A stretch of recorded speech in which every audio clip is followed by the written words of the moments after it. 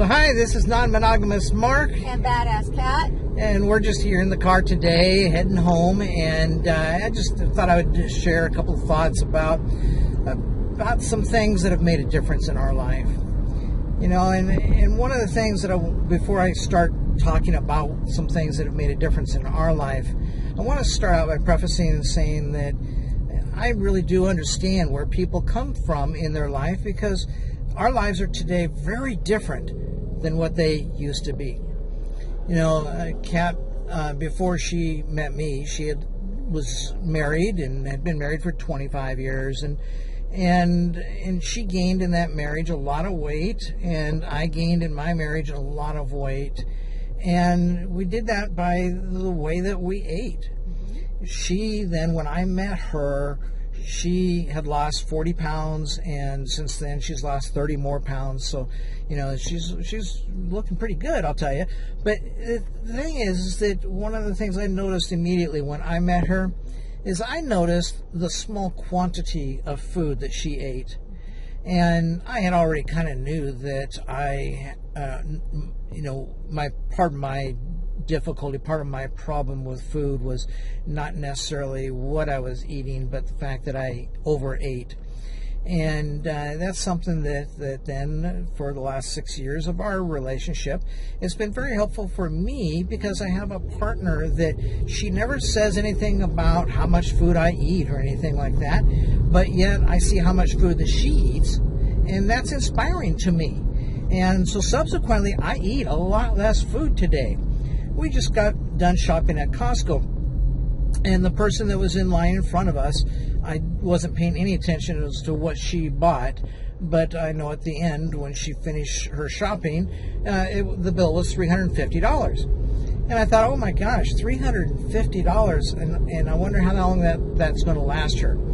And, you know, for us, one of the changes that I started to make, and then I started to make about 6 years ago, and then Kat started to make about 3 years ago, is that we switched to a totally organic food, eating organic food. And, you know, people talk about how much it costs to eat organic and how expensive that is. And yet, we spend less today on groceries than I ever spent 15 years ago, and the groceries costs have gone up. And yet today we're spending less than I spent 15 years ago. And I think that a lot of that is because of how we eat. One, I eat a lot less food now than I used to eat.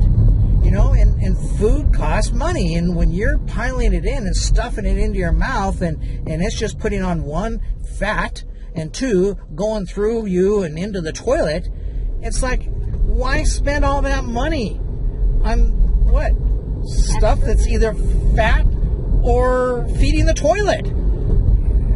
And so, you know, I just eat a lot less food now, and so that's in part because of the example that I saw Kat set, where she ate small portions.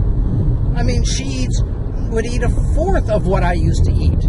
And as it is, I probably still eat about twice what she eats. But, you know, she's a little smaller than I am too. But I still eat more food than she does. And so that's one factor, is that we in America, we just eat too much food. And so if you just start to think about how you can cut back on how much food you eat, you'd be amazed at how much less money you have to spend eating food. And then another thing is, you know, with us eating organic, well, 2 years ago, we switched to eating a whole food, plant-based diet. And what that means is that when we go shopping, we're not buying meat and dairy and seafood and eggs and poultry and butter and all these things that we used to buy. I mean, yes, up until we made that switch to a whole food, plant-based diet, we still bought a lot of stuff that was expensive food. it wasn't all organic. We did not buy usually organic meat because it was too expensive, but we bought organic milk and we bought organic eggs, and I don't think we bought organic cheese, although we ate sometimes. And so, when we switched to whole food, plant-based eating, then we cut out all of that expensive food. And people don't realize that it's the choices that they make and the choices that we make and have made, and the things that we now choose differently in our life that really just makes a huge difference for us.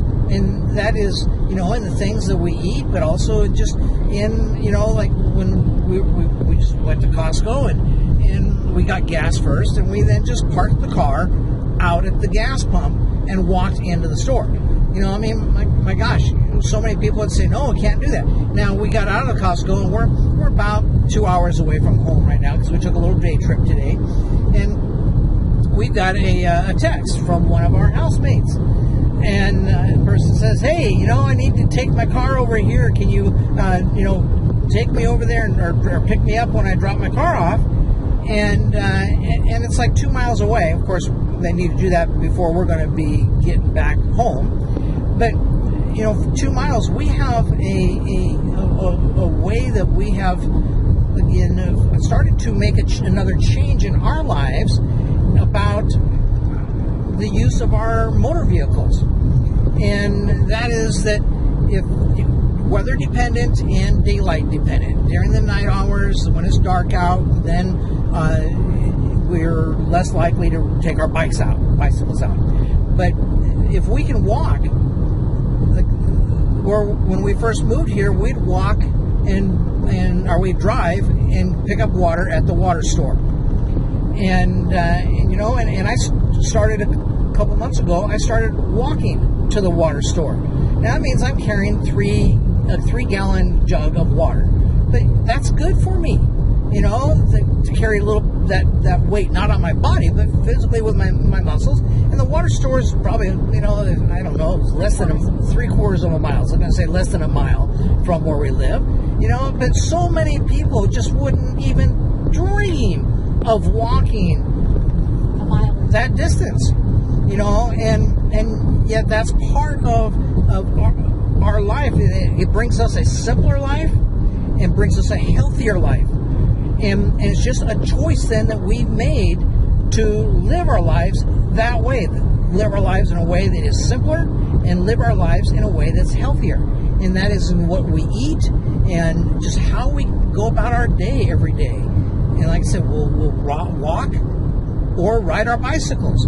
And basically during the day, one of the things that I'm trying to make sure I'm following myself is if it's less than 5 miles, then that's just a bike ride.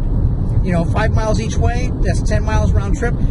That's just a short bike ride. Unless I've got to transport stuff that I really can't transport on the bicycle, or it's going to be at night, or it's going to be during the bad weather, and that's where here I'm in Ventura, California, and if I were with my other partner in Seattle, then it's a little different there because the weather isn't quite the same. And so I understand for those of you who don't live in a place as beautiful as where I live when I'm here in Southern California. But it just means then you have to think, mentally think about other aspects then of how you can take and leave your vehicles apart so that you can live a simpler and healthier life. There's no need to be driving everywhere, but yet somehow we get a driver's license, and that's what we feel like we have to do. Just a conversation we had today at lunch with someone. We were at a little potluck, and he was going on about how the omega-3 and how important it is in our health. And you got to get omega-3 from seafood and salmon and things like that. And I said, well, why kill a fish in order to get omega-3? That fish is a mom and dad to some other fish and stuff like that, And no, I'm not a purist when it comes to a vegan, but it's like there are better sources, and this guy was clueless, and better sources of omega-3.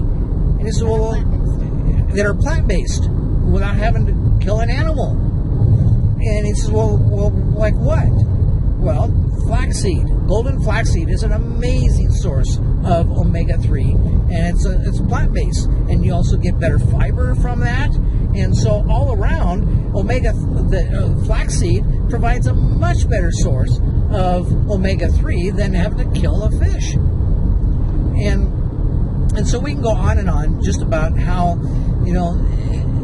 we make choices every day of our life, and those choices are either contributing to helping us to have a better life so that we can create the life that we desire, or we end up creating a life that we really don't desire, and we get to where, like I did one day, and say, well, how did I ever get so fat?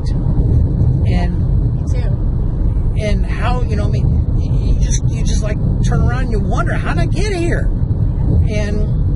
And so you just start making, just every day, start making different choices. Like, so we just switched to plant-based eating 2 years ago, whereas 3 years ago, Kat switched to organic. 6 years ago, I started making a switch to organic. So it's been a process. It's one little step at a time.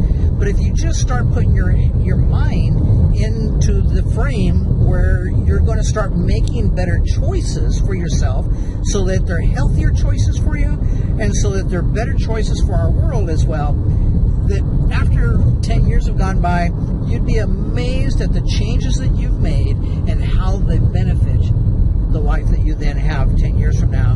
And so instead of having something that's worse and falling apart, you have something that is very exciting to you. Thriving, yeah. And so we just we make choices, and we continue to try to ask ourselves how we can make better choices, and we continue to learn better choices every single year and make little changes then. And so this is Non-Monogamous Mark and Badass Cat, and we're the co-founders of Non-Monogamous Lifestyles Association.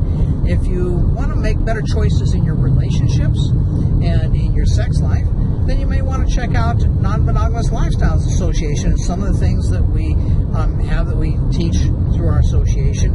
To do that, click on the link that's down in the description, and you again will find that you've got other choices to make besides just the living on default of monogamy. And maybe like myself, that yes, I mean, when I was first married, I was in love and excited about getting married to the woman of my choice. And but I found that it's much more lovely to have several women of your choice, and to be enjoying a richer life in love, relationships, and sex. And that sometimes means that you have more than one option. That's right. Enjoy. Thanks a lot. Bye.